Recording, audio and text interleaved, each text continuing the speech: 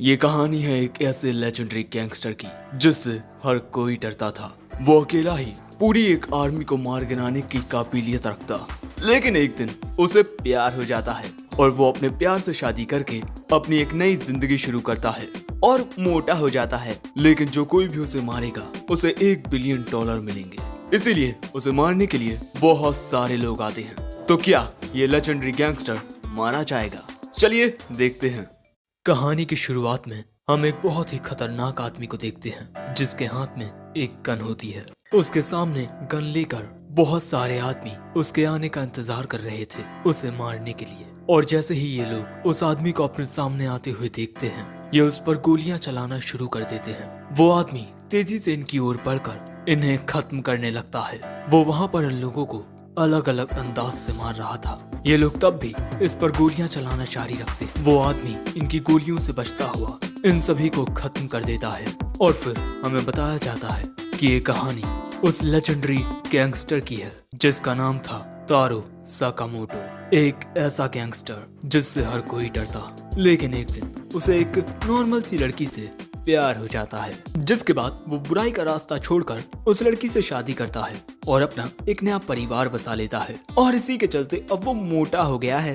अब अगले सीन में हम एक लड़के को देखते हैं जो एक दुकान के सामने खड़ा होकर कहता है, मैं तुम्हें अब जाकर ढूंढ पाया हूँ, मिस्टर साकामोटो। वहीं साकामोटो की दुकान में एक छोटा बच्चा एक मार्कर से अपनी चित्रकारी दिखा रहा है। तभी वहाँ साकामोटो की बीवी और बच्ची आ जाते हैं। और तभी हम देखते हैं कि ये बच्चा जैसे ही अपना कुछ सामान उठाने के लिए नीचे झुकता है, इसके बैग में से एक इंक की बोतल निकलकर दुकान में आए एक आदमी के पैंट को गंदा कर देती है, जिस वजह से वो आदमी गुस्सा होकर इस बच्चे को उठा लेता है, जिस वजह से ये बच्चा अपने पैर चलाता है और इसके जूते से फिर से उस आदमी का पैंट गंदा हो जाता है। और अब वो आदमी बहुत गुस्से में आकर इस बच्चे को मारने वाला होता है कि तभी साकामोटो आकर इसका हाथ पकड़ लेता है और इसके बाद इसकी गर्दन में एक पेन मारकर इसे मार देता है। लेकिन असल में वो ऐसा सोच रहा था, उसने ऐसा कुछ नहीं किया। वो आदमी यहाँ से चला जाता है और ये बच्चा बेचारा डर के मारे रोने ही लगता है। लेकिन तभी दुकान में ये लड़का आता है, इसका नाम शिन है। हमें मिले हुए काफी वक्त हो गया है ना मिस्टर साकामोटो? ये मैं हूँ, शिन द साइकिक। अगले ही पल में साकामोटो इसके पास जाकर इसको मार देता है। लेकिन फिर से साकामोटो ऐसा सोच रहा था, लेकिन शिन मन की बातें समझ लेता है। उसके पास ये ताकत है, इसीलिए वो कहता है, मुझे अपने दिमाग में मारना बंद करो, मैं शिन हूँ, मैं तुम्हारा चेला हुआ करता था। जिसके बाद ये दोनों बैठकर बात करते हैं। शिन कहता है, प्लीज मिस्टर साकामोटो, आप अंडरवर्ल्ड में वापस लौट आइए। लेकिन वो कहता है कि अब मैं गैंगस्टर नहीं रहा। लेकिन साकामोटो एक ऐसा गैंगस्टर हुआ करता था जिससे हर कोई डरता। उसे टाइटल भी मिला है द लेजेंडरी गैंगस्टर का। इसीलिए शिन पूछता भी है कि आपने वो दुनिया आखिर क्यों छोड़ दी। लेकिन साकामोटो उसकी बात को इग्नोर करते हुए नूडल्स खाता है। लेकिन तभी शिन वहाँ सिगरेट पीने की कोशिश करता है। अगले ही पल में उसकी सिगरेट कट जाती है। ऐसा साकामोटो ने किया क्योंकि यहाँ सिगरेट पीना मना है। लेकिन शिन तो साकामोटो की स्पीड देखकर हैरान हो गया था। तभी वहाँ एक आदमी साकामोटो से कहता है, मुझे आपकी एक मदद चाहिए थी। शिन सोचता है, कहीं ये किसी को मारने का काम तो नहीं है। लेकिन असल में वो आदमी साकामोटो को पेड़ की कुछ बड़ी डालियां काटने को कहता है। साकामोटो बहुत तेजी से उन डालियों को काटने लगता है और इसके बाद वो एक छोटी सी बच्ची को खाना भी खिलाता है। और इसके बाद वो 2 बच्चों की मदद भी करता है। और इसी तरह साकामोटो पूरे गाँव भर की मदद करता रहता है। लेकिन ये सब देखने के बाद शिन कहता है, आप अपनी असली काबिलियत को छुपा रहे हैं, है ना मिस्टर साकामोटो? और इसी वजह से मेरी नजरों में आपके लिए इज्जत खत्म हो चुकी है। लेकिन तभी शिन के सिर में एक तीर आकर लगता है जो इस बच्चे ने किया था और वो बच्चा ऐसा करके भाग चुका है, जिससे शिन को बहुत गुस्सा आता है। जिसके बाद शिन आकर अपनी कार में बैठ जाता है और वो सोच रहा था कि पिछले 5 सालों में मिस्टर साकामोटो कितने ज्यादा बदल चुके हैं, लेकिन आज भी वो कितने ज्यादा औसम हैं। और यही सोचकर शिन पागल हुआ जा रहा था। लेकिन तभी एक आदमी उसे कॉल करके पूछता है, क्या तुमने उसे समझाया? अगर वो तुम्हारी बात ना मान रहा हो तो उसे खत्म कर दो। शिन कहता है, मुझे नहीं लगता कि साकामोटो की वजह से हमें कोई दिक्कत होगी। लेकिन उसका बॉस कहता है, जब कोई हमारी गैंग को छोड़कर जाता है तब वो सिर्फ गैंग नहीं, ये दुनिया छोड़कर भी जाता है। हम उसे जिंदा नहीं रहने दे सकते और अगर तुम ये नहीं करोगे तो मैं ये किसी और से करवा लूंगा। अब इसके बाद हम शिन को देखते हैं जो नहाते हुए इसी बारे में सोच रहा था कि अब उसे क्या करना चाहिए। और इसके बाद वो डिनर करते हुए साकामोटो के साथ अपने पुराने दिनों को याद करने लगता है। शिन शुरुआत से ही साकामोटो की बहुत इज्जत करता आया है और वो ये बात जानता है कि अगर वो साकामोटो को नहीं मारेगा तो उसकी जगह ये काम कोई और करेगा। अगर साकामोटो का मरना तय है तो मैं ये खुद अपने हाथों से करूंगा। अगले दिन शिन साकामोटो की दुकान की ओर आता है। उसे देख साकामोटो की बीवी आओई कहती है, अरे तुम तो कल भी आए थे ना। लेकिन उसकी बात को इग्नोर करके शिन कहता है, अब वक्त लड़ाई का है। दूसरी ओर दुकान में साकामोटो न्यूज़पेपर पढ़ रहा था। तभी शिन वहां आता है और वो आते ही अपनी गन निकाल कर कहता है, गुड बाय मिस्टर साकामोटो, और वो गोली चलाता है। तभी साकामोटो भी अपने मुंह में दी हुई कैंडी को उसकी ओर फेंकता है। वो बुलेट इस कैंडी से टकराकर अपनी डायरेक्शन खो देती है और जैसे ही शिन गन को लूट करता है साकामोटो उसके सामने से गायब हो चुका था। जिसके बाद वो उसे ढूंढने लगता है। वो साकामोटो का दिमाग पढ़ नहीं पा रहा था। तभी साकामोटो एक चॉकलेट फेंक कर दूसरी ओर आवाज करता है। शिन वहां आता है और तभी साकामोटो एक गैसेट से शॉटगन बना लेता है और वो शिन पर निशाना साध लेता है। वक्त रहते शिन को इस बात का एहसास हो जाता है। वो उस हमले से बच जाता है। लेकिन तभी साकामोटो शिन के मुंह पर ब्रेड दे मारता है और जब तक शिन खुद को सही से संभालता, साकामोटो उसके पास आकर उसमें एक जोरदार लात मारता है और इस पल में शिन को अपनी आंखों के सामने साकामोटो का वही खूंखार अवतार दिखता है और वो वहीं बेहोश हो जाता है। अगले सीन में जब शिन की आंख खुलती है उसके सामने साकामोटो की बीवी और बच्ची होते हैं। वो साकामोटो की शॉप के सेकंड फ्लोर यानी कि साकामोटो के घर पर ही होता है और यहाँ आओई ने शिन के लिए डिनर भी बनाया है। जिसके बाद ये सभी खाना खाना शुरू करते हैं। शिन को कुछ समझ नहीं आ रहा था। उसे लगता है कि इस खाने में जहर मिला होगा, लेकिन वो फिर भी ये खाना खाता है क्योंकि जहर की वजह से उसकी जान तुरंत नहीं जाएगी। लेकिन जैसे ही वो खाना खाता है उसे इस खाने में परिवार का प्यार महसूस होता है। वो यहाँ इमोशनल हो जाता है। आओई कहती है, ये बिल्कुल तुम्हारी तरह हरकत कर रहा है। शिन ने कभी अपनी जिंदगी में ऐसा प्यार और सुकून महसूस नहीं किया था और इसीलिए उसे समझ आता है कि साकामोटो अपनी जिंदगी में मौजूद इस सुकून, इस प्यार को बचा कर रखना चाहता है और इसीलिए उसने अंडरवर्ल्ड की दुनिया को छोड़ दिया था। जिसके बाद यहाँ से जाते हुए शिन कहता है, मिस्टर साकामोटो डिनर के लिए शुक्रिया। जो सुन साकामोटो एक कागज की ओर इशारा करता है जिस पर लिखा था, शुक्रिया, वापस जरूर आइएगा। जिसके बाद शिन यहाँ से जाने लगता है। फिर हम एक फैक्ट्री में शिन के बॉस को देखते हैं और वो शिन को देखकर समझ जाता है कि ये साकामोटो को नहीं मार सका। शिन झुककर कहता है, प्लीज बॉस, मिस्टर साकामोटो को जिंदा छोड़ दीजिए। उसकी अब एक नई जिंदगी है, उसके पास अब उसका परिवार है। बॉस कहता है, साकामोटो ने हमारी गैंग के नियम को तोड़ा है, अब उसे मरना होगा। मैं साकामोटो के बदले में मरने के लिए तैयार हूँ, आप प्लीज उन्हें जिंदा छोड़ दीजिए। ठीक है, तो मर जाओ और मैं साकामोटो को जिंदा छोड़ दूंगा। लेकिन शिन बॉस के मन की बात पढ़ लेता है। बॉस चाहता था कि पहले शिन मर जाए, बाद में वो साकामोटो को खुद मार देगा। इसीलिए वो बॉस के ऊपर अपनी गन तान लेता है। जो देख बॉस कहता है, इसे खत्म कर दो। दूसरी ओर साकामोटो रेडियो के जरिए ये सब सुन रहा है। जिसके बाद वो एक लॉक खोलता है और इसके बाद हम देखते हैं कि दुकान का सामान गायब होकर वहाँ पर काफी सारे हथियार आ जाते हैं। So guys, this is the gangster Sakamoto. और इतने हथियारों में से साकामोटो बस एक मामूली सी इलेक्ट्रिक शॉक गन उठाता है। दूसरी ओर शिन उन गोलियों से बच रहा था जो उसे मारने के लिए चलाई जा रही थी और वो उसके सामने आ रहे बुरे आदमियों को भी मार रहा था।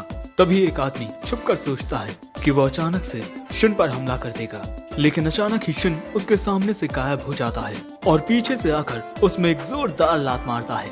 लेकिन तभी एक दूसरा आदमी शिन को देखकर उस पर बाजूका तान देता है। शिन उस हमले से बाल बाल बच पाता है। जिसके बाद बॉस सभी को बताता है कि शिन एक साइकिक है, वो तुम्हारे मन की बात पढ़ सकता है। दूसरी ओर शिन अभी भी इन लोगों को मार रहा है, लेकिन अब शिन के पास ज्यादा गोलियां नहीं बची हैं। जिसके बाद शिन बाहर आकर गोलियां चलाता है, लेकिन इस बार एक गोली उसके पैर में लग जाती है, जिस वजह से वो गिरता है और वो लोग उसे चारों ओर से घेर लेते हैं। शिन को लगता है कि अब वो मरने वाला है, लेकिन तभी साकामोटो वहां आकर उन लोगों को शॉक दे देता है। वो तीनों वहीं गिर पड़ते हैं। बॉस देखता है कि अरे ये तो साकामोटो है, मार दो इसे। जिसके बाद सभी साकामोटो को मारने के लिए उसकी ओर दौड़ते हैं, लेकिन साकामोटो दो चॉपस्टिक निकालकर तेजी से इन लोगों की ओर आकर इनकी गोलियों को उन चॉपस्टिक से पकड़कर इन सभी को मारने लगता है और उठा उठाकर दूर फेंकने लगता है, जिसके बाद वो बुलेट्स को 2 पेंसिल से रोकता है और उन पेंसिल से इन दोनों आदमियों को घायल कर देता है। और इसके बाद वो ऊपर से उछलकर आकर 2 लोगों को एक हैंकर से बांधकर कचरे में फेंक देता है। और इसके बाद वो एक बंदे में बहुत जोरदार मुक्का मारता है और फिर एक बंदे का हमला रोककर उसमें भी मुक्का मारता है, जिसके बाद आखिर में बचा बॉस और उसके 2 आदमी एक साथ साकामोटो पर गोलियां चलाना शुरू करते हैं। साकामोटो उनकी गोलियों से बचता हुआ इनकी गन को काटकर एक ही बार में इन तीनों को उड़ा देता है। द लेजेंडरी गैंगस्टर साकामोटो ने अकेले ही एक गैंगस्टर ग्रुप को हरा दिया, जो देख शिन के होश उड़ चुके थे। और इसके बाद हमें पता चलता है कि साकामोटो ने शिन के ऊपर एक बग लगा दिया था, जिस वजह से साकामोटो को पता चला कि शिन कहाँ है। अब इसके बाद शिन कहता है कि अब मैं आपकी जिंदगी से चला जाऊंगा, लेकिन तभी साकामोटो उसे एक एप्रन देकर कहता है, मुझे एक आदमी की जरूरत है, तुम काम करना चाहोगे? अगले सीन में हम देखते हैं कि शिन साकामोटो की दुकान पर आ चुका है और जब साकामोटो नूडल्स खाता है तब शिन कहता है कि आप इतने नूडल्स मत खाया करो, ये सेहत के लिए इतने अच्छे नहीं होते। तभी साकामोटो की बीवी और उसकी बच्ची वहाँ आ जाते हैं। शिन देखता है कि एक बूढ़ी दादी को वो चीज नहीं मिल रही जो उन्हें चाहिए थी। तब शिन उनके मन की बात जानकर उन्हें वो चीज लाकर देता है, जो देख साकामोटो की बेटी कहती है, ये तो सच में एक साइकिक है। तभी ये लड़का आकर कहता है, क्या तुम्हें इस काम में मजा आ रहा है? शिन कहता है, मैं नहीं जानता, लेकिन हाँ, ये मेरे पिछले काम से तो बेहतर ही है। और उस बच्चे के पूछने पर वो बताता है, तुम कह सकते हो कि पहले मैं एक क्लीनर था। और इसी तरह साकामोटो नूडल्स खाता रहता है और ये एपिसोड 1 यहीं एंड होता है। एपिसोड 2 की शुरुआत में हम देखते हैं कि शिन लगातार साकामोटो की तारीफ किए जा रहा है। रिटायर होने के बाद भी आप कितने ज्यादा अमेजिंग हो, आपने उन सभी को कितनी आसानी से मार दिया। लेकिन ये बात आओई सुन लेती है, कहीं तुम फिर से कोई गैंगस्टर तो नहीं बन रहे ना? साकामोटो कहता है, नहीं नहीं नहीं, बिल्कुल नहीं। आओई कहती है, अगर तुमने कुछ भी ऐसा किया तो मैं तुम्हें डाइवोर्स दे दूंगी, पता है ना? वो कहता है, हाँ मैं समझ गया। जिसके बाद आओई यहाँ से चली जाती है और अगले ही पल में साकामोटो शिन को मार देता है। वो फिर से ऐसा सोच रहा है। शिन कहता है, मुझे अपने दिमाग में मारना बंद करो। जिसके बाद ये दोनों एक दूसरे टाउन में आते हैं शॉपिंग करने के लिए और ये जगह बहुत अच्छे से सजी हुई है। और यहाँ पर साकामोटो जो खरीदने के लिए आया है वो ये है हेवनली पोर्क बन्स, जो एक दिन में सिर्फ 50 ही बिकते हैं। और ये उसने अपनी बेटी और बीवी के लिए खरीदे हैं, जो जान शिन सोचता है ये अपने परिवार से कितना प्यार करते हैं। और इसके बाद ये यहाँ से जाने लगते हैं। लेकिन तभी एक लड़की एक ऊंची बिल्डिंग से कूदती है और सीधा साकामोटो के ऊपर आकर गिरती है, जिससे साकामोटो के हेवनली पोर्क बन्स सत्यानाश हो जाते हैं। तभी वहाँ कुछ लोग आ जाते हैं और ये लड़की उनसे लड़ने के लिए तैयार हो जाती है। इसका नाम लू शाओतेंग है। शिन कहता है, हमें यहाँ से चले जाना चाहिए, लेकिन साकामोटो सोच रहा था कि ये बंस न मिलने से उसकी बेटी रोएगी। जिसके बाद हम देखते हैं कि लू उस पर हमला करने आए 2 आदमियों को कूट देती है। उसे मार्शल आर्ट्स आते हैं, सो अब ये तीनों उसे घेर लेते हैं। लू उन्हें कूटने की कोशिश करती है, लेकिन तभी ये टकलू आकर उसे पीछे से पकड़ लेता है और उसे मारने के लिए ये दूसरा बंदा चाकू निकाल लेता है। लेकिन इससे पहले कि वो कुछ करता, साकामोटो आकर उसे रोक देता है और इसके बाद उसे एक मुक्का मारकर बेहोश कर देता है। और पीछे से शिन आकर इस टकलू को एक डिब्बा मारता है, लेकिन तभी एक आदमी एक गन निकाल लेता है। सो लू अपने मार्शल आर्ट से उसमें जोरदार किक मारती है और कराटे चॉप मार के उसे दूर फेंक देती है। लेकिन तभी वहाँ पर कुछ और आदमी आ जाते हैं इस लड़की को पकड़ने के लिए और उन्हें लगता है कि साकामोटो और शिन इस लड़की के ही साथी हैं। इसीलिए अब साकामोटो लू को लेकर शिन के साथ भागने लगता है और थोड़ी ही देर में वो तीनों इनसे काफी दूर चले जाते हैं। जिसके बाद एक आदमी अपने बॉस को आकर बताता है कि माफ कीजिएगा, वो लड़की हमारे हाथों से भाग निकली। ये आदमी कहता है, हमने उस लड़की को पकड़ने के लिए उसके पूरे क्लैन को मार दिया, हमारी इतनी मेहनत जाया नहीं होनी चाहिए, जाओ और उस लड़की को जाकर ढूंढो। लेकिन अगले ही पल में इस आदमी की गर्दन इसके धड़ से अलग हो जाती है और ये किया है एक आदमी ने, जो कब वहाँ आ गया किसी को पता नहीं चला। और इसके बाद ये आदमी उस गर्दन के मुंह को पकड़ लेता है ताकि वो आदमी दर्द के मारे चिल्ला तक ना पाए। और तभी उसका बड़ा भाई वहाँ आता है। इन दोनों को इसी आदमी ने बुलाया है। मेरी बात सुनो तुम दोनों, मुझे उस लड़की से वो चाबी चाहिए, वो चाबी पाकर हम पूरे ब्लैक मार्केट पर राज कर पाएंगे। ये दोनों भाई कहते हैं, ठीक है, लेकिन हमारे रास्ते में जो आएगा हम उसे खत्म कर देंगे। दूसरी ओर हम इन तीनों को भागते हुए देखते हैं और हमें पता चलता है कि लू एक माफिया फैमिली की बेटी है, द लू क्लैन। शिन के पूछने पर लू इन्हें बताती है कि उन आदमियों को मुझसे ये चाबी चाहिए। ये मेरे क्लैन के एक खुफिया दरवाजे की चाबी है। शिन कहता है तब तुम्हें ये चाबी उन्हें दे देनी चाहिए, इसके लिए अपनी जान खतरे में क्यों डालना। लेकिन लू कहती है कभी नहीं, इस चाबी को बचाते हुए मेरे माता पिता मारे गए।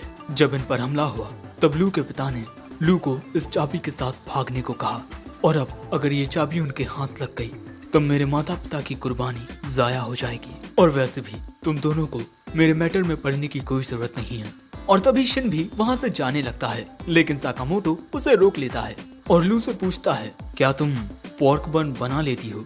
हाँ, मेरे पापा ने मुझे बनाना सिखाया है। साकामोटो कहता है तो ठीक है, हम तुम्हारी जान बचाएंगे, लेकिन बदले में तुम्हें हमारे लिए पोर्क बन बनाने होंगे। लू को साकामोटो पागल लगता है, लेकिन तभी ये आदमी आकर साकामोटो में ऐसी लात मारता है कि साकामोटो दूसरी बिल्डिंग में जाकर घलता है। ये दोनों भाई यहाँ आ चुके हैं। इस बड़े का नाम सोंग ही है और इस छोटे का नाम बाचो। और बाचो को दूसरों को मारने में बहुत मजा आता है। ये दोनों वो भाई हैं जो अंडरवर्ल्ड में काफी मशहूर हैं। ये किसी को मारने का बहुत ज्यादा पैसा चार्ज करते हैं, लेकिन कभी भी इनका टारगेट इनसे बचकर नहीं भाग पाया। इन दोनों को लोगों को मारने में बहुत मजा आता है, और ये जिन लोगों को मारते हैं उनकी गर्दनें काटकर उनके स्केचेस बनाते हैं एज अ हॉबी। अब तभी शिन इसे मारने के लिए आता है, लेकिन सोन ही उसका मुक्का रोक कर कहता है हमने तुम्हारे दोस्त को मार दिया, इसीलिए तुम्हें गुस्सा आ रहा है। शिन इससे दूर होकर कहता है तुम एक मामूली से गुंडे हो जो तारो साकामोटो के बारे में नहीं जानते। लेकिन तभी बाचो लू के पीछे आकर उसे खत्म करने ही वाला होता है कि तभी वहाँ साकामोटो आकर बाचो में एक मुक्का मारता है, जिससे बाचो जमीन से कुछ इस तरह टकराता है कि ये छत ही टूट जाती है। ये सभी छत के नीचे आ जाते हैं। लू साकामोटो की ताकत देख हैरान थी, और साकामोटो शायद लड़ने के मूड में आ गया है। वैसे इस वक्त ये सभी एक पुराने बंद हो चुके रेस्टोरेंट में हैं। तभी बाचो कहता है मैं इस मोटू को मार दूंगा, और सोन ही कहता है बच्ची हमें वो चाबी दे दो और मैं तुम्हें एक आसान मौत दूंगा। लू कहती है मैं अपनी जान दे दूंगी पर ये चाबी नहीं। तुम्हारे माता पिता ने भी मरने से पहले कुछ यही कहा था, अपनी जान से ज्यादा किसी और चीज को अहमियत देना हम बेवकूफी है। लू गुस्से में आकर उस पर हमला करने जाती है, लेकिन साकामोटो उसे रोक देता है। लू गुस्से में है, इन लोगों ने मेरे पेरेंट्स को मार दिया और अब ये उस चाबी को पाना चाहते हैं जिससे मेरे क्लैन की आखिरी उम्मीदें जुड़ी हुई हैं। तभी लू में एक कुनाई आकर लगने वाली थी, जिसे साकामोटो रोक लेता है। सोन ही कहता है मैं उसे उसके पेरेंट्स के पास भेजने वाला था। साकामोटो के हाथ से खून निकलने लगा है, जो देख लू पूछती है आखिर मेरे लिए अपनी जान खतरे में क्यों डाल रहे हो। और अब हमें साकामोटो का थोड़ा पास्ट दिखाया जाता है। क्रिसमस की रात उसके देर से आने पर आओई कहती है तुम फिर से लोगों को मार कर आए हो है ना। वो कहता है मुझे वो काम करना पड़ा ताकि मैं तुम्हारे लिए एक तोहफा खरीद सकूं। वो कहती है जरा ध्यान से देखो तुम्हारे शरीर पर कितना खून लगा हुआ है। अगर तुम इसी तरह से ये सब करते रहे तो मुझे नहीं लगता कि हम दोनों एक दूसरे के साथ रह पाएंगे। और यही कहकर वो वहाँ से नीचे कूद जाती है, जो देख साकामोटो तेजी से उसकी ओर भागता है और उसे पकड़ लेता है, और ये दोनों साथ में नीचे गिरते हैं। दोनों को ही कुछ नहीं होता। आओई कहती है तुम मुझे बचाने आए, क्योंकि अगर मैं मर जाती तब तुम्हें दुख होता है ना। और इसी तरह हर एक शख्स महसूस करता है जब वो किसी अपने को खोता है तब उसे दर्द होता है। इसीलिए मुझसे वादा करो कि अब तुम किसी की जान नहीं लोगे, और तुमने अब तक जितने लोगों की जानें ली हैं उसकी भरपाई के लिए तुम लोगों की जान बचाओगे। साकामोटो ये सब याद कर रहा था। शिन उसके ये मन की बातें जान लेता है और बहुत इमोशनल होता है। लेकिन तभी ये दोनों भाई तैयार हो जाते हैं। पहले बाचो साकामोटो पर हमला करता है। साकामोटो उसके हमले को एक प्लेट से रोक लेता है, और इसके बाद वो सोन ही से लड़ने लगता है। वहीं बाचो शिन पर हमले करने लगता है। इन दोनों भाइयों के हमले काफी खतरनाक होते हैं, लेकिन साकामोटो आसानी से सोंग ही के हमलों से बचता हुआ उसकी कुनाइयों को भी पकड़ लेता है। अब यही देख ये दोनों भाई एक साथ अपनी स्पेशल टेक्निक का यूज करते हैं। साकामोटो इतना मोटा होने के बावजूद भी इन दोनों के इतने तेज हमलों से आसानी से बच रहा होता है। सोन ही हैरान होता है कि इसने हमारे हमले को डॉच कैसे कर दिया। उस हमले से बच पाना नामुमकिन था। ये आदमी है कौन। लेकिन इसके बाद ये दोनों भाई फिर से अपनी स्पेशल टेक्निक का यूज करने ही वाले होते हैं कि साकामोटो एक भगोने को बाचो के सिर में दे मारता है और इसके बाद वो एक तवे से सोन ही के वेपन को तोड़ देता है। इसे यकीन ही नहीं होता कि इसका इनहैंस्ड चक्रम वेपन टूट चुका है। इसीलिए सोन ही अब इनसे अपना ध्यान हटाकर लू की ओर जाता है, लेकिन शिन रस्सी से उसे पकड़ के इस तरह गिरा देता है और इसके बाद साकामोटो उसमें एक फ्रिज ही दे मारता है और इसी तरह साकामोटो ने इन दोनों भाइयों को यहाँ हरा दिया। जो देख लू इन दोनों से पूछती है कि ये कौन है। साकामोटो कहता है बस मामूली सी दुकान चलाने वाले। दूसरी ओर हम इनके बॉस को देखते हैं जो उसी सीक्रेट रूम को खोलने की कोशिश कर रहा है, लेकिन उस चाबी के बिना इस रूम को खोल पाना नामुमकिन है। तभी वहाँ ये दोनों आते हैं इन दोनों को लेकर और तभी लू चीचा की गर्दन पर एक चाकू लगा देती है। चीचा इनसे रहम की भीख मांगने लगते हैं, लेकिन लू कहती है तुम्हारी माफी मेरे पेरेंट्स को वापस नहीं लाएगी और इसके बाद वो उसे बहुत अच्छे से कूट देती है। शिन कहता है जरा मैं भी हाथ साफ कर लूं, लेकिन तभी साकामोटो उसकी गर्दन को तोड़ देता है।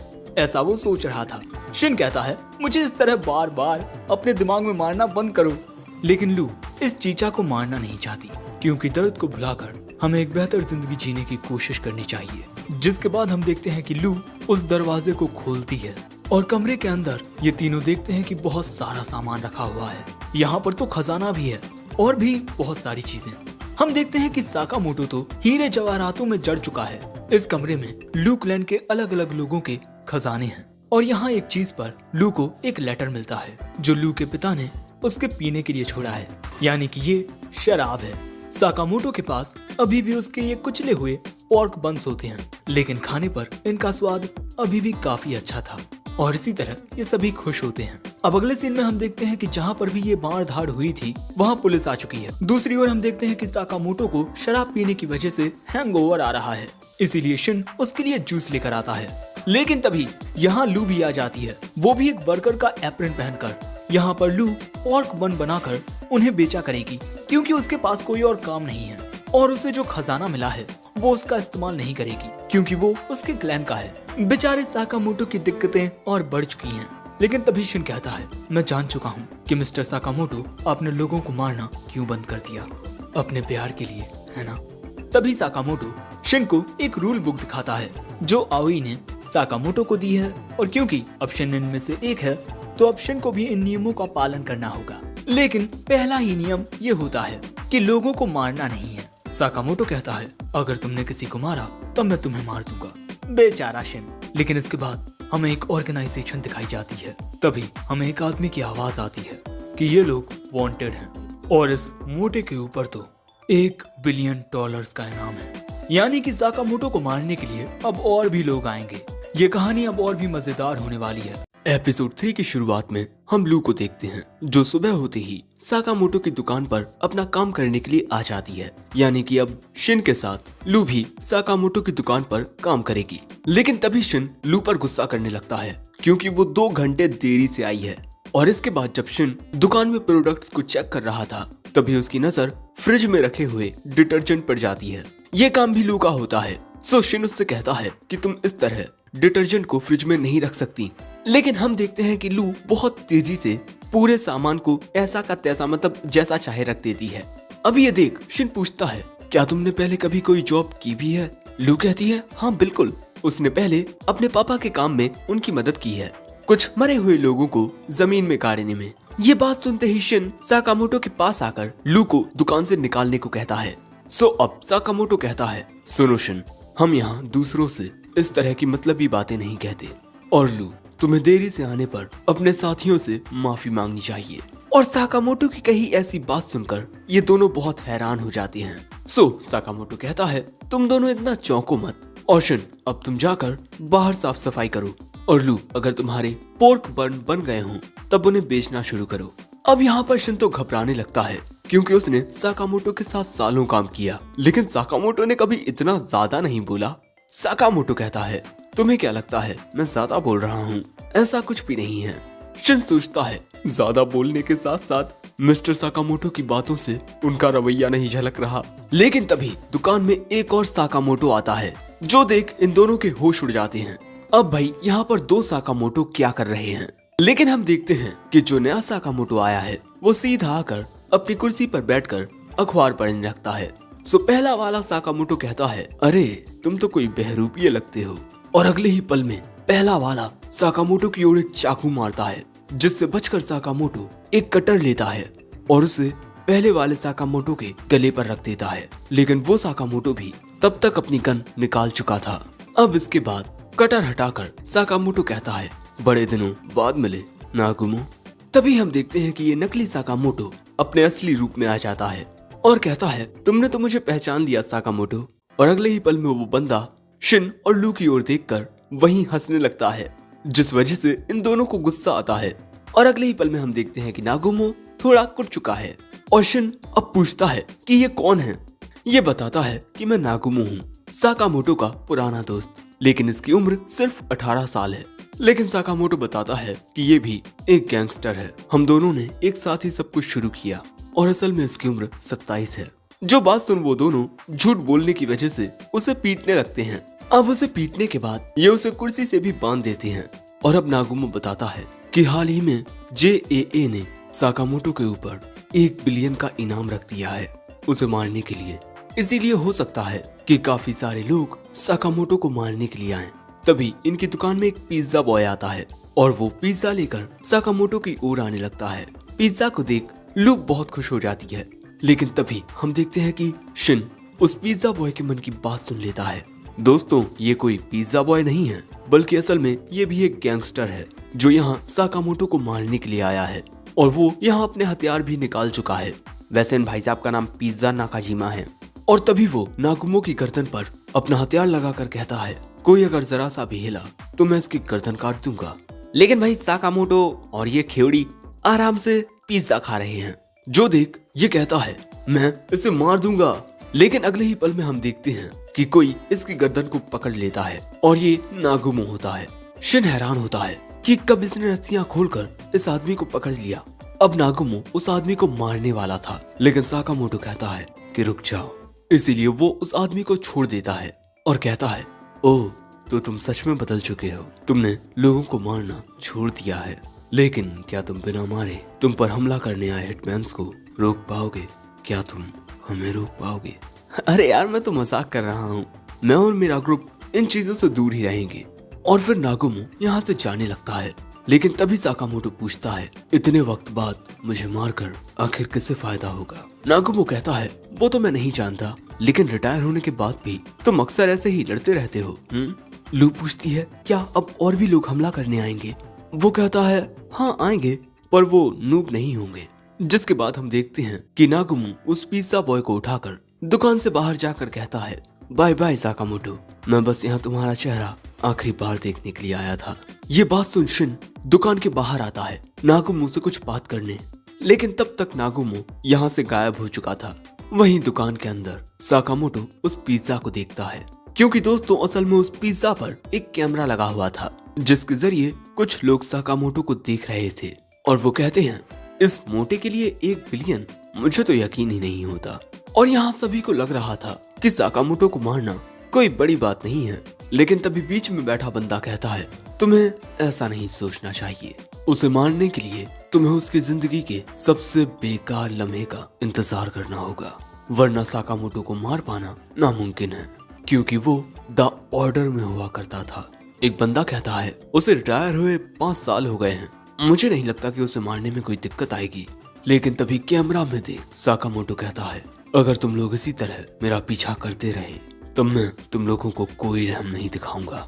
ये लोग हैरान हो जाते हैं कि साकामोटो को कैमरे के बारे में पता कैसे चला।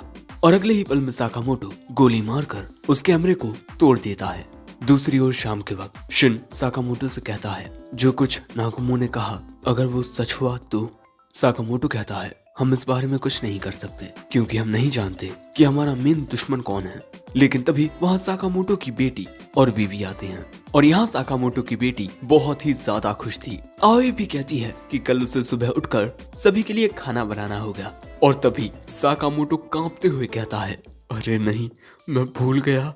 तो अब हमें अगले दिन पता चलता है कि ये सभी शुगर पार्क नाम के पार्क में आए हैं। और दोस्तों, इस पार्क में बहुत ही शानदार राइड्स हैं। और यहाँ आकर साकामोटो की बीवी और बेटी काफी खुश थे। लेकिन ये तीनों भाई तुम लोग देखकर ही समझ जाओ। जिसके बाद ये सभी एक राइड में बैठते हैं और इस राइड में बैठकर लू और साकामोटो की हालत खराब हो रही थी। लेकिन इन तीनों को बहुत मजा आ रहा था। बेचारे साकामोटो को कहीं उल्टी ना हो जाए क्योंकि उसका पेट बहुत ज्यादा दबा हुआ है। जिसके बाद ये सभी उस राइड से नीचे आते हैं और क्योंकि राइड पर बैठने की वजह से साकामोटो के पेट में थोड़ी दिक्कत होने लगी है, इसीलिए शिन डॉक्टर को कॉल करने लगता है। वहीं यहाँ लू की हालत सबसे ज्यादा खराब होती है। लेकिन तभी हम देखते हैं कि हाना लू को इस पार्क की खूबियां बताने लगती है और यहाँ पर एक बहुत ही प्यारा चबी बनी कॉल्ड शुगर बनी आता है। तभी आओई कहती है कि आज हम सभी एक साथ यहाँ आए हैं, हमें आज बहुत मजा आएगा। लेकिन भैया हम देखते हैं कि ये दोनों तो नागुमो ने जो बात कही वही सोच रहे थे कि साकामोटो के सिर पर $1 बिलियन का इनाम है। लेकिन तभी हाना और आओई इन्हें इनके साथ आने को कहते हैं। लेकिन तभी शिन लू से कहता है कि साकामोटो पर कोई भी कभी भी हमला कर सकता है। आज का हमारा मिशन है साकामोटो को प्रोटेक्ट करना ताकि वो अपने परिवार के साथ वक्त बिता पाए। जिसके बाद भैया इनका मिशन शुरू हो जाता है। सो यहाँ लू पूछती है कि यहाँ पर तो बहुत सारे लोग हैं, हम यहाँ दुश्मन को कैसे पहचानेंगे। लेकिन हम देखते हैं कि शिन अपने आसपास के 30 मीटर के इलाके में लोगों का दिमाग पढ़े जा रहा है। आसपास कोई भी दुश्मन नहीं है। लेकिन तभी लू गुस्सा करते हुए कहती है कि खबरदार जो तुमने मेरा दिमाग पढ़ा। लेकिन तभी अचानक शिन को कुछ महसूस होता है। वो साकामोटो को बता देता है कि दुश्मन आसपास है। और हम देखते हैं कि दोस्तों साकामोटो को मारने आया ये बंदा वही है जिसको हमने उस मीटिंग में बैठा हुआ देखा था। इसका नाम है कुरी निंगू।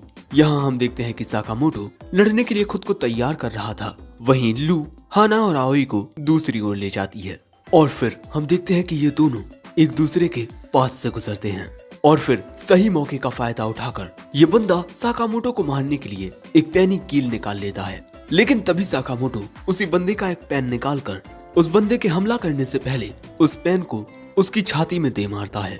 जिसके बाद लू और शिन उस बंदे को उसी की कचरा गाड़ी में लेकर चले जाते हैं। वहीं साकामोटो अपने परिवार के पास पहुंच जाता है। दूसरी ओर ये दोनों उस आदमी को झाड़ियों के बीच लेकर आ गए हैं और यहाँ शिन नोटिस करता है कि साकामोटो ने इस आदमी पर इस तरह हमला किया कि इस हमले से इसका कोई भी ऑर्गन डैमेज नहीं हुआ। जिसके बाद हम देखते हैं कि ये दोनों इस आदमी को छोड़कर चले जाते हैं। लेकिन दूर बैठा एक बंदा ये सब देख रहा था और ये यहाँ देख कहता है अगर ये शिन ना होता तो इस साकामोटो को मारने में इतनी दिक्कत ना आती। ये साला दिमाग पढ़ लेता है, मैं हमला करते वक्त ज्यादा कुछ सोचूंगा नहीं। जिसके बाद हम देखते हैं कि शिन को चलते हुए कुछ महसूस तो होता है लेकिन वो समझ नहीं पाता कि ये क्या है। हम देखते हैं कि साकामोटो को मारने आया वो बंदा शिन के बगल में से गुजर जाता है और उसे कुछ पता भी नहीं चलता। जिसके बाद हम देखते हैं कि ये तीनों एक और राइड में बैठ जाते हैं। शिन और लू पीछे बैठे हुए थे और ये दोनों पीछे इसीलिए बैठे हैं क्योंकि यहाँ से बाकी सब पर नजर रखना काफी आसान होगा। और शिन को इस वक्त किसी से वो मर्डरस वाइब नहीं आ रही थी। लू कहती है कि ऐसे वक्त पर आखिर कौन ही आएगा किसी को मारने। लेकिन तभी लू की नजर यहाँ इस बंदे पर पड़ जाती है जो साकामोटो को मारने आया है और वो लू को थोड़ा अजीब लगता है। और तभी अचानक शिन खतरे को समझ जाता है। वो इस चीज को खोलने की कोशिश करता है लेकिन ये खुलती नहीं। इसीलिए वो साकामोटो को बता देता है कि दुश्मन उसके पीछे ही बैठा हुआ है। लेकिन यहाँ पर ये रोलर कोस्टर टॉप पर आ चुका है और फिर ये बहुत तेजी से नीचे जाने लगता है। उस बंदे ने साकामोटो को मारने के लिए अपनी गन निकाल ली है। वो साकामोटो पर एक गोली चलाता है लेकिन साकामोटो के ग्लासेस बुलेट प्रूफ होते हैं। साकामोटो को उससे कुछ नहीं होता। तभी हम देखते हैं कि शिन अपनी गन निकालकर खुद पर लगे अरे ये क्या चीज होती है इसे तोड़ देता है। और तभी हम देखते हैं कि ये रोलर कोस्टर तेजी से ऊपर जाने लगता है और तभी शिन इस पर से कूद पड़ता है। अब शिन बीच हवा में उड़ रहा है और वो रोलर कोस्टर इसी की ओर आ रहा है। अब शिन नीचे गिरने लगता है। वो सीधा आकर इस बंदे के पास गिरता है और इस बंदे के हाथ से इसकी गन छूट जाती है। जिसके बाद हम देखते हैं कि शिन उस बंदे को पकड़ के उसका लॉक तोड़ के उसके साथ नीचे कूद जाता है। लेकिन वो बंदा बीच आसमान में ही शिन को लात मारकर खुद से दूर कर देता है। अब इसके बाद हम देखते हैं कि ये दोनों रोलर कोस्टर की इस लाइन पर ही खड़े होते हैं और अब शिन कहता है आज साकामोटो की छुट्टी है इसीलिए तुम्हें मुझे ही संभालना पड़ेगा। वो बंदा कहता है ओह तो तुम मुझे मारने आए हो। लेकिन शिन इसका दिमाग नहीं पढ़ पा रहा और अगले ही पल में रोलर कोस्टर इसके बहुत करीब आ जाता है। लेकिन वक्त रहते शिन कूदकर खुद को बचा लेता है। इसी मौके का फायदा उठाकर वो बंदा शिन की ओर 2 चाकू फेंकता है और अब हम देखते हैं कि वो चाकू बीच हवा में उड़ रहे शिन के बहुत करीब आ जाते हैं। शिन एक चाकू से तो बच जाता है, लेकिन दूसरा चाकू उसे पैर में इंजर्ट कर देता है और इस हमले की वजह से शिन वहीं पर गिर पड़ता है, क्योंकि उस चाकू पर जहर लगा हुआ था, जिस वजह से अब शिन को साफ साफ दिखाई भी नहीं दे रहा। वो बंदा कहता है, अब तुम्हें इस जहर से कोई नहीं बचा सकता। और मुझे समझ नहीं आता कि उस साकामोटो में ऐसा क्या है। वो बस एक डरपोक है जो मरने से डरता है, और तुम जितनी देर तक जिंदा रहने की कोशिश करोगे उतने ही कमजोर पड़ते जाओगे। लेकिन तभी शिन खड़ा होकर कहता है, तुम्हारा कहना है कि मिस्टर साकामोटो मरने से डरते हैं। हाँ बिल्कुल वो डरते हैं, क्योंकि उनके पास उनका परिवार है जिसकी वो हमेशा हिफाजत करना चाहते हैं, और जब लोगों को किसी चीज की हिफाजत करनी पड़ती है तब वो और भी ज्यादा मजबूत बन जाते हैं। वो आदमी कहता है, तुम अब बस बकवास किए जा रहे हो। तभी इनकी ओर वो रोलर कोस्टर आता है, जिससे बचने के लिए ये बंदा और शिन कूदते हैं, लेकिन शिन ज्यादा ऊंचा नहीं कूदता। वो इस रोलर कोस्टर पर अपने पैर रख लेता है और फिर अपने साथ उस आदमी को ले जाता है, और अब वो इस चलते हुए रोलर कोस्टर पर उस आदमी को पकड़े हुए है, जिसके बाद इन दोनों का लड़ना शुरू हो जाता है। वो बंदा अपने पास से एक और चाकू निकाल लेता है।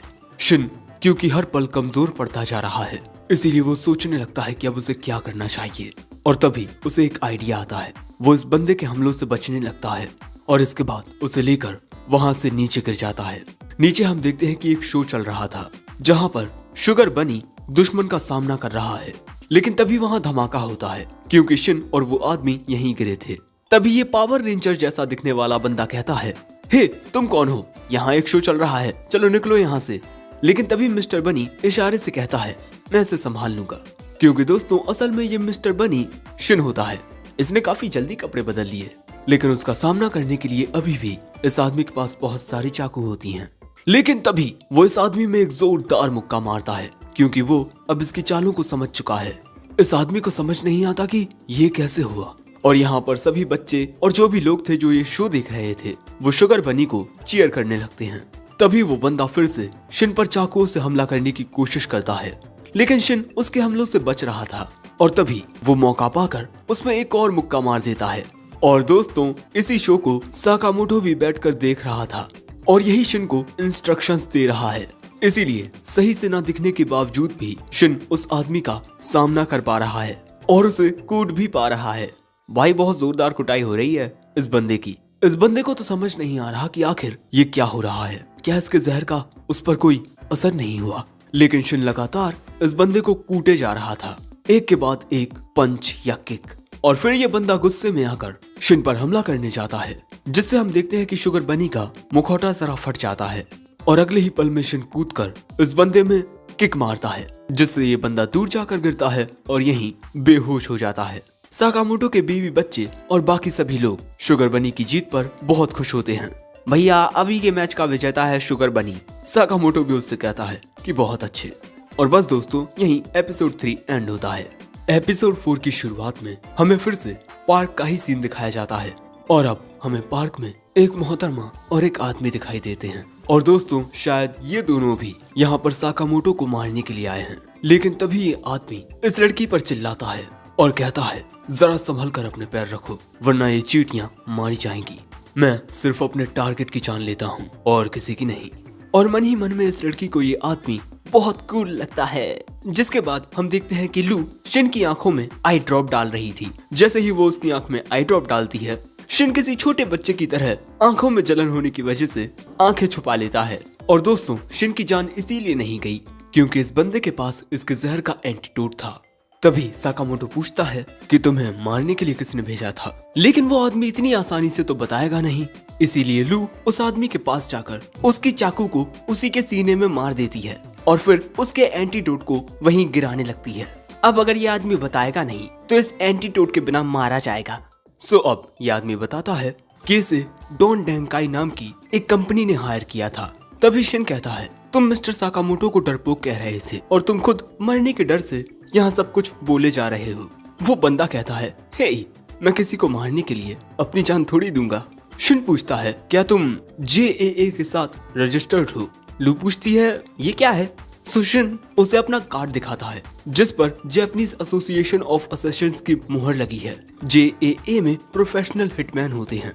साकामोटो और शिन पहले इसमें काम कर चुके हैं। लू कहती है मुझे तो ये आधार कार्ड की तरह लग रहा है। लेकिन तभी ये बंदा कहता है मैंने सुना है कि तुम द ऑर्डर में रह चुके हो, क्या ये सच है?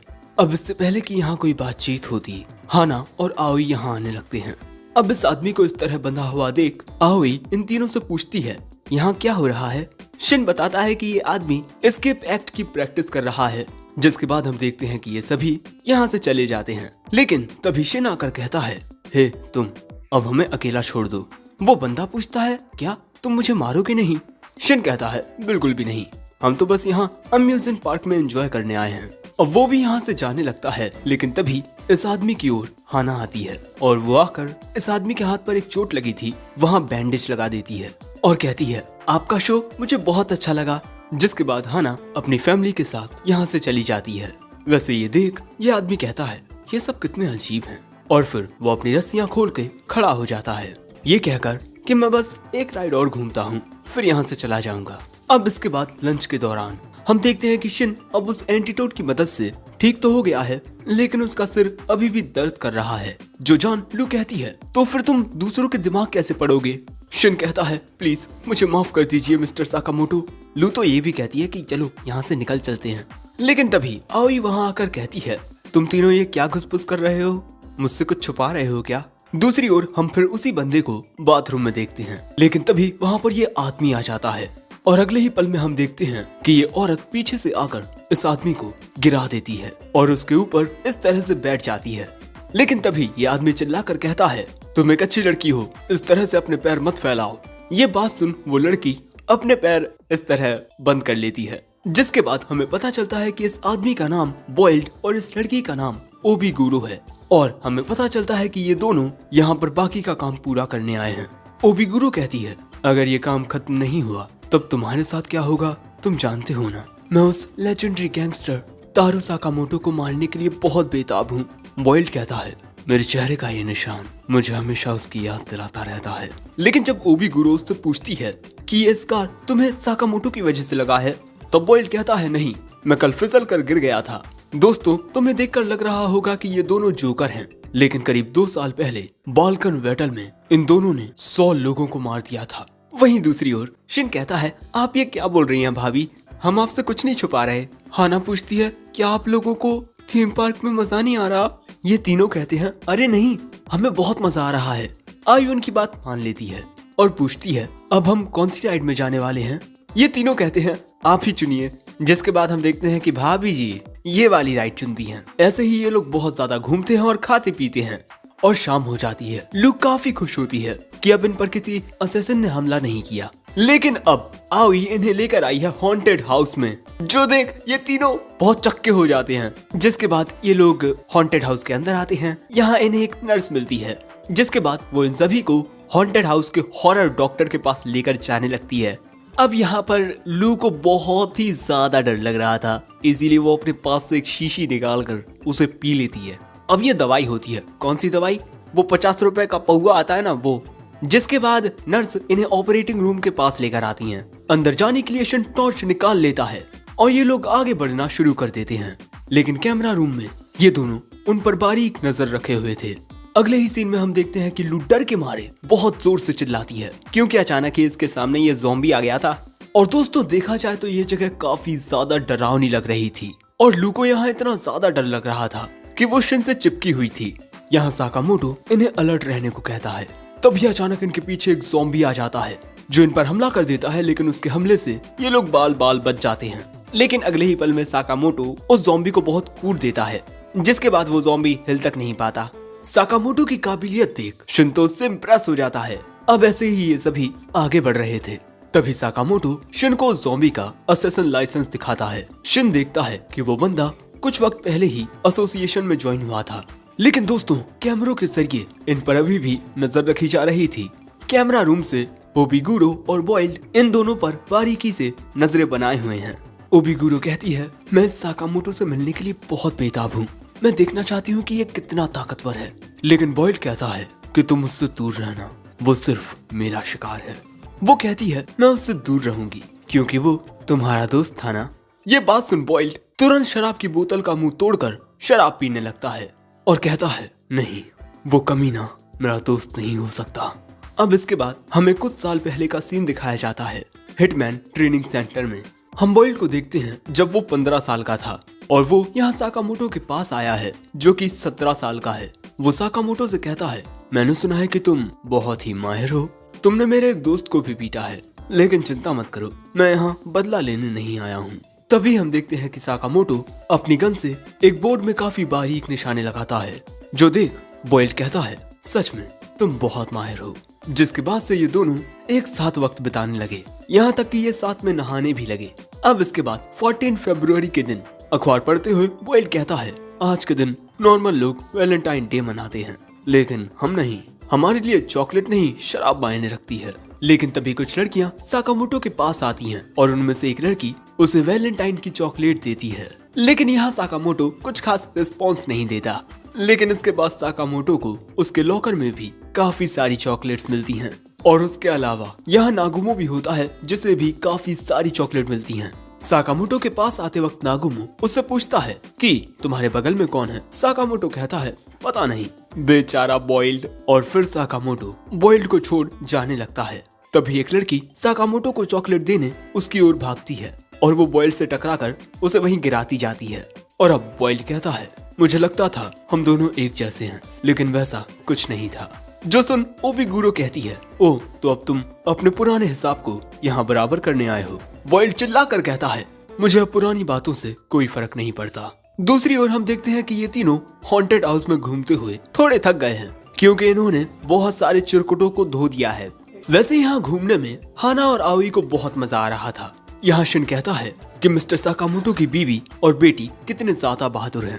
ये बात सुन लू को अपनी इंसल्ट महसूस होती है और वो दवाई के 2-4 घूंट और मार लेती है, जिससे उसे काफी अच्छा लगता है। तभी शिन उस बोतल को देखता है कि अरे ये तो शराब है। लेकिन तभी चलते हुए शिन की नजर एक रूम पर जाती है जिसमें से कुछ आवाजें आ रही थी, इसीलिए लू उसका दरवाजा खोल देती है और उस कमरे में बहुत सारे ज़ॉम्बीज थे जिन्हें देख सब हैरान होते हैं सिवाय लू के, क्योंकि उसने तो दवाई पी ली है। अब यहाँ पर इतने सारे ज़ॉम्बीज होते हैं कि वो एक साथ इन पर टूट पड़ते हैं, इसलिए सभी अलग अलग होने लगते हैं। तभी बॉइल्ड आकर साकामोटो में मुक्का मार देता है जिससे साकामोटो दूर जाकर गिरता है। तभी बॉइल्ड भी साकामोटो के पास आ जाता है। साकामोटो कहता है, मेरे रास्ते से हट जाओ। लेकिन बॉइल्ड कहता है, तो क्या मैं तुम्हें आज भी याद हूँ साकामोटो? वो कहता है, मैं तुम्हें नहीं जानता, मेरा परिवार कहाँ है, चलो अब मेरे रास्ते से हटो। बॉइल्ड कहता है, ओह तो तुम्हें मैं याद नहीं, चलो कोई बात नहीं। लेकिन बेचारे की आंखों से आंसू आ रहे थे। दूसरी ओर हम शिन को देखते हैं जो इन ज़ॉम्बीज को कूट रहा था, जिसके बाद वो एक दूसरे कमरे में आता है जहां आओई और हाना बेहोश पड़े हुए थे। शिन उन्हें चेक करने के लिए बैठ जाता है, लेकिन तभी उसके पीछे ओबिगुरो आ जाती है अपने काफी सारे आदमियों के साथ। लेकिन अगले ही पल में सामने से लू आकर ओबिगुरो के मुंह में लात मार देती है। ओबिगुरो दूर खिसक जाती है और नशे की हालत में लू कहती है, आ जाओ आंटी, मैं तुम्हें अपने कुंफू से हरा दूंगी। लेकिन आंटी बड़ा खतरनाक सा चेहरा बनाकर कहती हैं, अब इसमें मजा आएगा। दूसरी ओर बॉइल्ड कहता है, चलो ठीक है, अगर मैं तुम्हें याद नहीं तो कोई बात नहीं। लेकिन साकामोटो कहता है, देखो मैं नहीं जानता कि तुम कौन हो, मुझे बस मेरा परिवार चाहिए। बॉइल्ड कहता है, जाओ और उन्हें जाकर ढूंढ लो। तभी साकामोटो उसे मारने के लिए जाता है, लेकिन तभी बॉइल्ड कुछ करता है और अचानक ही धमाका हो जाता है, जिसके बाद हम देखते हैं कि बॉइल्ड फिर से साकामोटो के हमले से बचकर अपने हाथों से कई सारी गोलियां निकालता है और ये सारी गोलियां एक साथ साकामोटो की ओर जाकर उसमें घलती हैं और धमाका होता है। और इसके बाद बॉइल्ड एक जोरदार मुक्का साकामोटो में मारता है। धमाकों की आवाज सुन ओबिगुरो कहती है, ओह तो पार्टी शुरू हो गई है। तभी लू फिर से ओबिगुरो को मारने जाती है, लेकिन इस बार ओबिगुरो उसके मुक्के को रोककर कहती है, तुम्हारा पंच तो काफी अच्छा है, लेकिन इससे तुम मुझे नहीं हरा पाओगी। और इसके बाद वो उसका सिर पकड़ उसे हिला देती है, जिस वजह से लू वहीं नीचे गिर पड़ती है और कहती है, अगर मैं तुम में से किसी को मारना चाहती तो कब का मार चुकी होती, लेकिन इसमें मजा नहीं आएगा, चलो कुछ ऐसा करते हैं जिसमें ज्यादा मजा आए। जिसके बाद दो लोग शिन को पकड़ लेते हैं और इसके बाद उसे इस तरह एक टेबल से बांध देते हैं और उसे काटने के लिए एक चैन सॉ निकाल लेते हैं। ओबिगुरो कहती है, मैं तुम्हारी ताकत देखना चाहती हूँ लड़की। इस गेम के रूल बहुत सिंपल होंगे, तुम्हें हर 10 सेकंड में मुझे हिट करना होगा और अगर तुम एक भी बार ऐसा करने में चूकी तब इस लड़के के टुकड़े टुकड़े हो जाएंगे। और तुम्हारा वक्त तेजी से गुजरा जा रहा है। तभी रोते हुए लू कहती है, मैं ये नहीं कर पाऊंगी, मुझे माफ कर दो शिन। जो देख ये सभी हैरान हो जाते हैं। दूसरी ओर बॉयल्ड कहता है, तुम्हें रिटायर हुए 5 साल हो चुके हैं साकामोटो, और 5 साल में हम दोनों में बहुत अंतर आया है। लेकिन तभी साकामोटो खड़ा होकर फिर से बॉयल्ड को मुक्का मारने की कोशिश करता है, लेकिन फिर से बॉयल्ड का एक बॉम्ब साकामोटो में आकर टकराता है। बॉयल्ड कहता है, मेरे रॉकेट डायनामिक पंच के साथ, जिसे मैं शॉर्ट में RDP कहता हूँ, और मेरे सुपर बॉल बॉम्ब्स के साथ, जिन्हें मैं शॉर्ट में SPP कहता हूँ, तुम मुझे कभी नहीं हरा पाओगे। लेकिन तुम तो मेरे सारे हथियारों के बारे में भूल चुके हो, है ना? और अब यहाँ साकामोटो को याद आता है कि किस तरह बॉयल्ड उसे अपने हथियारों के बारे में बताता कि ये है रॉकेट डायनामिक पंच, शॉर्ट में RDP। यहाँ इनकी ये सारी बातचीत होती रहती, लेकिन यहाँ साकामोटो कुछ नहीं बोलता और उसकी नजर यहाँ बॉयल्ड की कंपोजिशन पर जाती है कि ये हथियार उसने किस तरह बनाए हैं। और अब प्रेजेंट में जब बॉयल्ड साकामोटो से लड़ रहा था, तब वो साकामोटो पर भारी पड़ रहा था। वो उसे लगातार ये कहते हुए मार रहा था, मैं तुम्हारी कितनी इज्जत करता था, लेकिन अब तुम कितने कमजोर पड़ गए हो। और इसके बाद वो साकामोटो में एक बहुत ही जोरदार लात मारता है और उसमें फिर से मुक्के और लाते मारते हुए कहता है, तुम इतने कमजोर हो गए हो कि अपने परिवार तक को नहीं बचा सकते। और इसके बाद वो साकामोटो में रॉकेट डायनामिक पंच मारता है, जिससे साकामोटो बहुत ही ज्यादा दूर जाकर गिरता है और एक छोटा सा धमाका होता है। फिर बॉयल्ड कहता है, यही हमारी आखिरी मुलाकात थी, गुड बाय साकामोटो। लेकिन तभी अचानक उसे महसूस होता है जैसे उसमें किसी ने बहुत सारी तलवारें मार दी हों। वो भी इससे घबरा जाता है कि उसे अभी अभी क्या महसूस हुआ। तभी उड़ती हुई धूल में से निकलता है साकामोटो, ये कहते हुए कि अब तुम मुझे याद आ चुके हो बॉयल्ड, और अब वक्त आ गया है कि मैं तुम्हें दिखाऊं कि मैं क्या कर सकता हूँ और क्या नहीं। दोस्तों, मैं तो ये देखकर हैरान हूँ कि साकामोटो पतला कैसे हो गया। तुम भी जानना चाहते हो ना, तो इसका अगला पार्ट देखना होगा, क्योंकि ये पार्ट यहीं एंड होता है। वैसे तुम लोग कमेंट में जरूर बताना कि तुम्हें ये पार्ट कैसा लगा, और अगर वीडियो पसंद आया हो तो लाइक करना, चैनल पर नए आए हो तो सब्सक्राइब करते जाना, और हमारे चैनल की मेंबरशिप को भी ज्वाइन कर लो यार प्लीज। साथ ही डिस्क्रिप्शन में मेरे सेकंड चैनल का लिंक है, उसे जाकर सब्सक्राइब कर लो और मुझे इंस्टा पर भी फॉलो कर लो। मैं मिलता हूँ जल्दी किसी नए वीडियो में, तब तक के लिए सायोनारा।